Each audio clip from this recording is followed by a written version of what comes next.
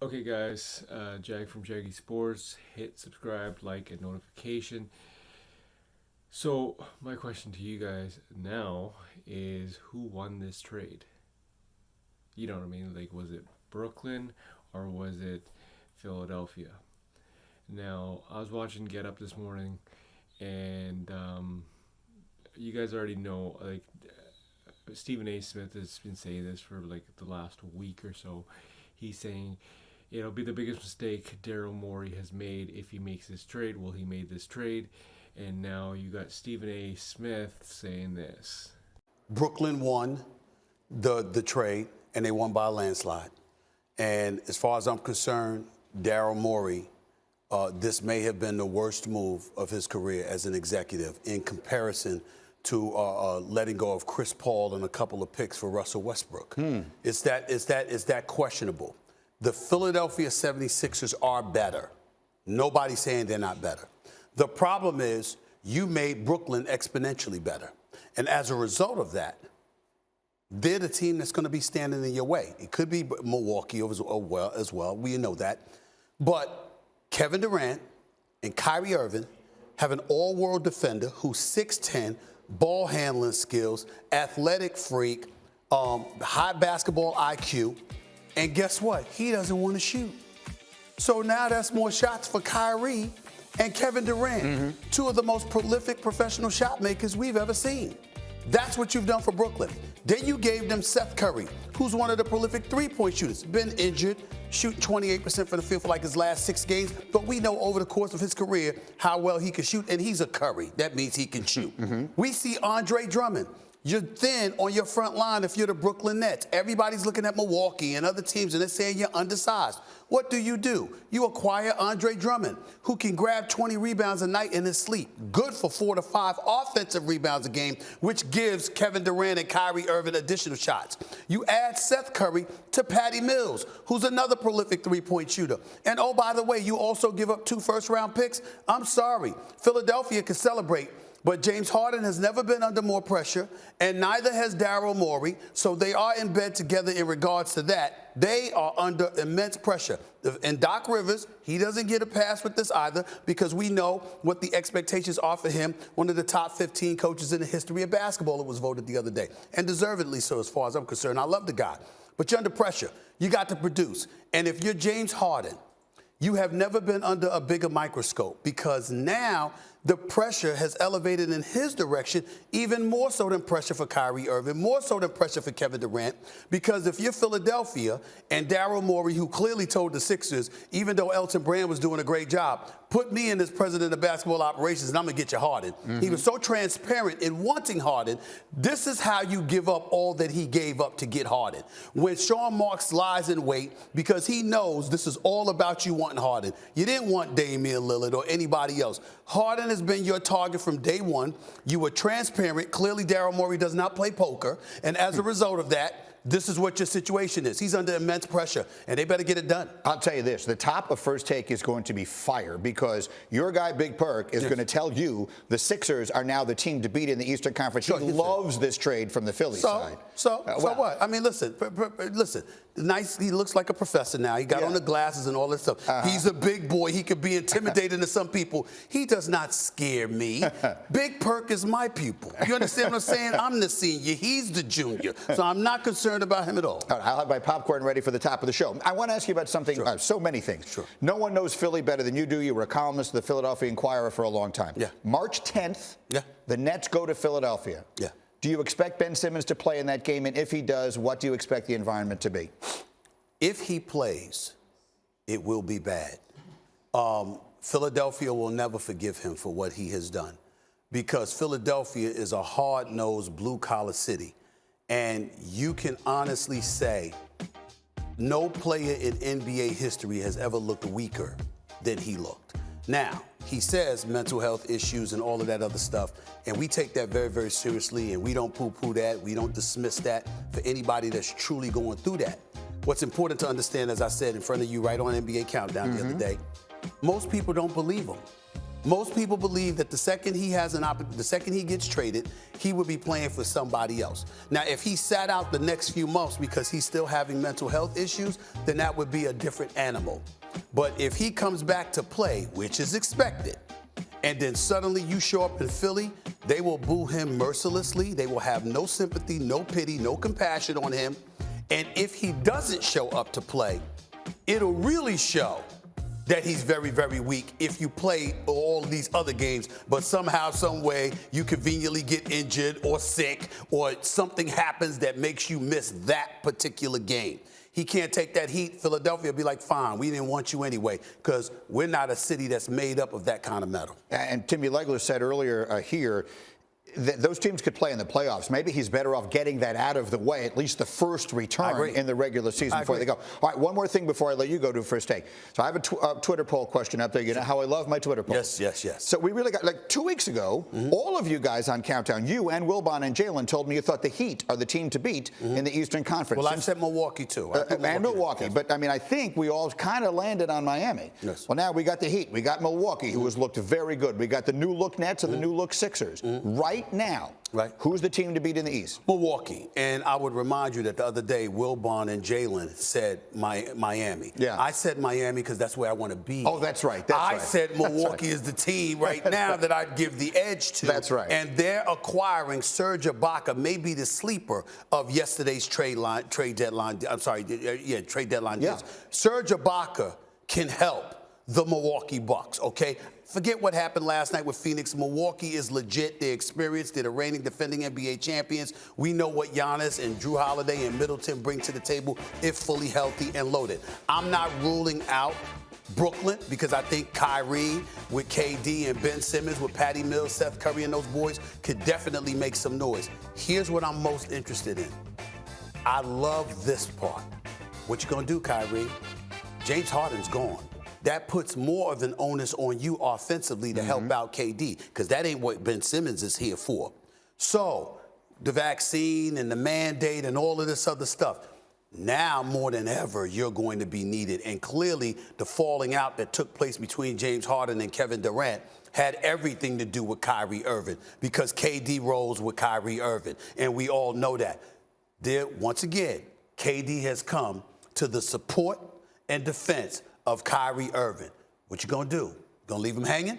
You got an all-world defensive player, a ball handler, a playmaker, an elite defender. You've got one of the greatest, if not the greatest scorer in NBA history eventually with Kevin Durant, one of the greatest scorers in NBA history. They are not James Harden. And the role that James Harden plays right now, he's moved from the shooting guard position and he wants to play that point guard position, meaning he wants to be the facilitator. So lay down the stretch, guess what? I'm going two-man game. I'm emptying out the side, and guess what? James Harden is not going to have a problem deferring to Embiid on the low block, which you know he's unstoppable. And guess what? If they try to come double team, kick out, you got James Harden nailing the three or whatever the case may be.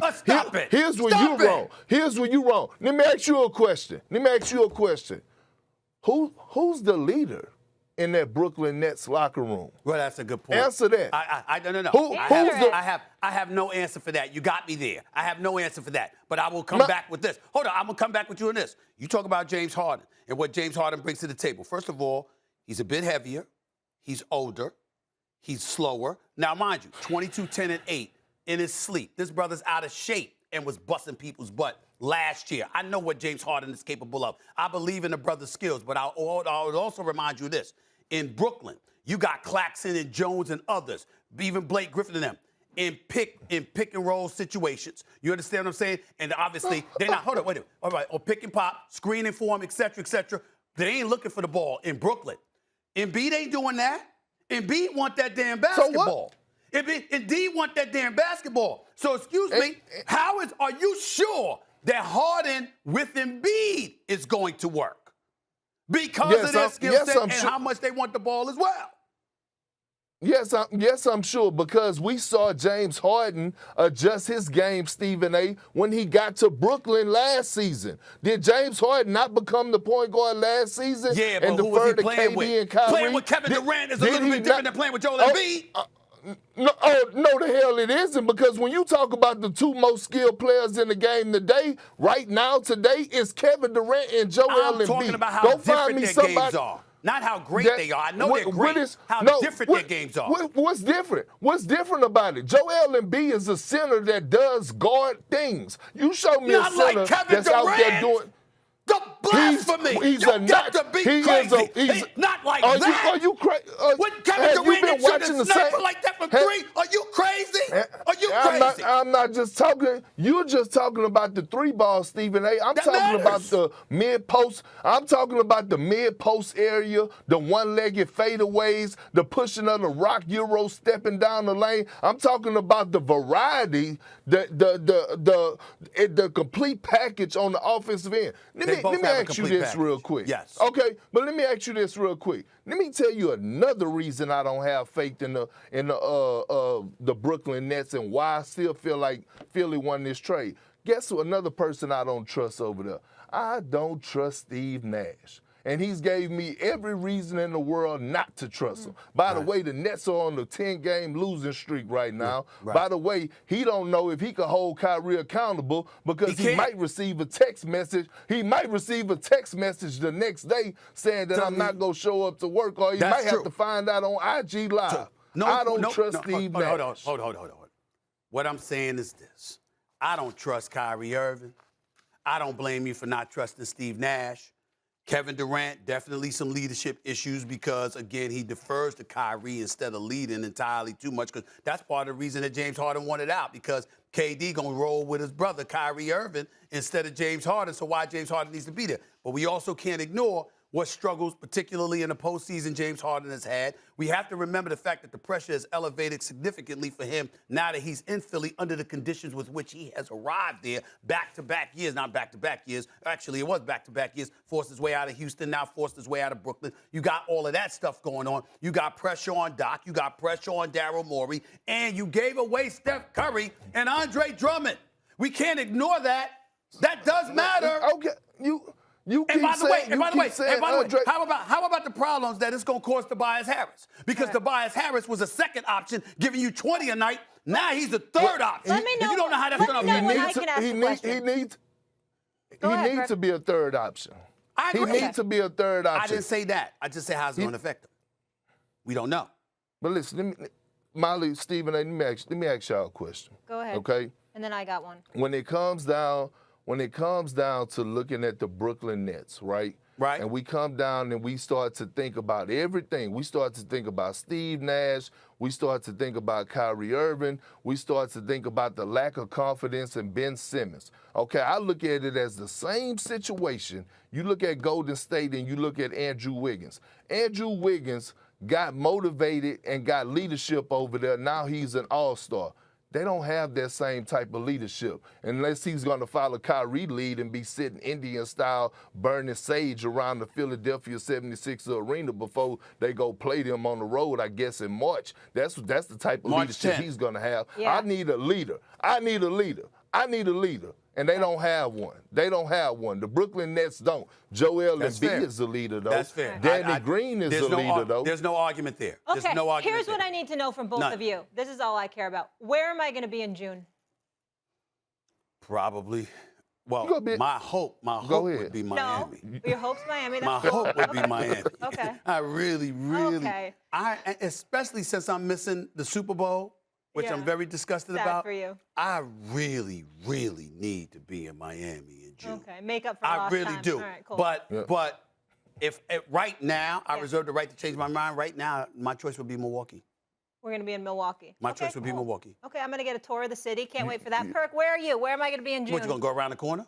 They ain't got much of a tour. You know what? It's hard. I believe that it's going to be Philly and Miami in the Eastern Conference Finals. Okay. It's hard to go against them goons, but I think that Embiid and James Harden, motivated, hungry for a championship, two of the best scorers in the game today, I think they could overpower the Miami Heat.